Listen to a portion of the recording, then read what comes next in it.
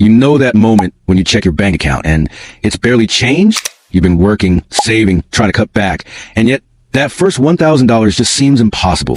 Like, somehow, everyone else is stacking cash except you. Here's the thing, you're not lazy, and you're not doing anything wrong. The truth is, the first $1,000 is psychologically, mathematically, and practically harder than the next $10,000. And most people have no idea why. By the end of this video, you're going to understand exactly why this happens, and more importantly, how to finally break through that first 1,000 so you can start building real financial momentum. My name is Alex, and I spend way too much time thinking about how people earn, save, and grow money effectively. If you're someone who feels stuck trying to save that first $1,000, make sure to hit the subscribe button and give this video a thumbs up if this helps you out.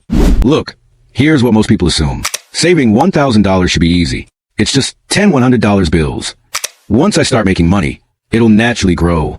If I just budget better, it'll happen. Here's what most people don't realize. The first $1,000 isn't just about numbers. It's about psychology, habits, and the invisible friction of life. Think about it. If you earn $3,000 a month after taxes, $1,000 is over 30% of your monthly income. That's a huge chunk. Compare that to saving $10,000 when you're making $50,000 a year. That's only 20% of your annual income. Suddenly, the math and the psychology look very different. Let's break this down with some numbers. Imagine you try to save $50 a week. That's $200 a month. At that rate, to save your first $1,000 5 months, to save your next $10,000 at $200 a month 50 months. Now, at first glance, that makes it look like the first $1,000 is easier, right? Wrong. Here's why. The psychological cost per dollar is higher at the start. When you start saving, every $10 you put aside feels like a real sacrifice. You're not used to seeing your balance grow. Temptations are everywhere. Lunch out, online shopping, just one coffee. But here's where it gets really interesting. Once you've saved that $1,000, your brain changes. You now see yourself as a saver. You have a cushion, which reduces stress and makes bigger savings easier. Every additional $100 is psychologically easy to add because your brain now understands you can do it. Here's the part most people miss. It's not just math. It's your brain playing tricks on you. Psychologists call this loss aversion. We feel the pain of losing $10 more than the joy of gaining $10. That means putting $10 into a savings account now feels worse than the $10 you might spend on something fun. Another factor is instant gratification bias. Your brain wants rewards now, not in 6 months. Your first $1,000 requires delayed gratification, which is hard because we live in a culture built on immediate rewards. Now, you might be thinking, okay, I get it. Psychology matters, but what about discipline? Discipline alone is enough. You need systems that make saving automatic, not optional. That's why people often struggle with their first $1,000, but cruise through $10,000 once they have momentum. Here's the kicker. Once you hit $1,000, something magical happens. Let's say you saved $1,000 in 5 months. You now have proof that you can save. It's a psychological milestone. Saving the next $1,000 feels easier. Saving $5,000? Suddenly plausible. Saving $10,000? Totally doable. Why? Because momentum compounds psychologically. Your confidence grows, habits strengthen, and your brain starts focusing on what you can achieve rather than what you're giving up. Think of it like rolling a snowball. The first push is the hardest, but once it's moving, it gets bigger and faster without as much effort. Now, let's talk about real obstacles that make the first $1,000 tough. Lifestyle creep. You start earning money and your spending rises at the same time. That first $1,000 gets eaten up by small indulgences, emergencies, and small setbacks. That $1,000 seems like it disappears every time life throws a $100 to $200 bill your way. Lack of automatic systems. If saving requires willpower alone, it won't happen consistently. So here's the actionable part. What you actually do matters more than how much willpower you think you have. Automate savings.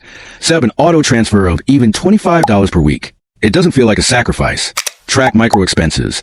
That $3 latte every day? $90 a month. Small adjustments make a huge difference. Visualize milestones. Seeing your first $500, then $750, then $1,000 gives psychological reinforcement. Check this out. According to a 2023 Bankrate survey, nearly 25% of Americans have less than $1,000 in savings. That's almost 1 in 4 people. And yet, once people hit that first $1,000, data from Investopedia shows they're far more likely to reach $10,000 within the next 3 to 5 years. The takeaway? The struggle is unusual. It's systemic and predictable. Knowing this helps you stop beating yourself up and start strategizing. Here's what I recommend for breaking through your first $1,000. Start with a micro goal, $50 to $100 per week. Don't focus on the full $1,000. It feels overwhelming. Automate as much as possible. Treat it like a bill you must pay yourself. Create friction for spending. Delay purchases, unsubscribe from tempting emails, or leave cards at home. Celebrate small wins. Every $100 is proof you're moving forward. Track everything. Visual tracking creates motivation. Apps, spreadsheets, even sticky notes on your wall work. Here's what most people don't realize. Implementing these steps isn't just about money. It's about changing your identity from someone who can't save to someone who saves successfully. Think long term. That first $1,000 is just a milestone. Once it's done, your savings habits are easier to maintain. You've proven to yourself you can achieve financial goals. Your confidence compounds, making $5,000, $10,000, or even $50,000 seem achievable. Here's the truth most people never hear.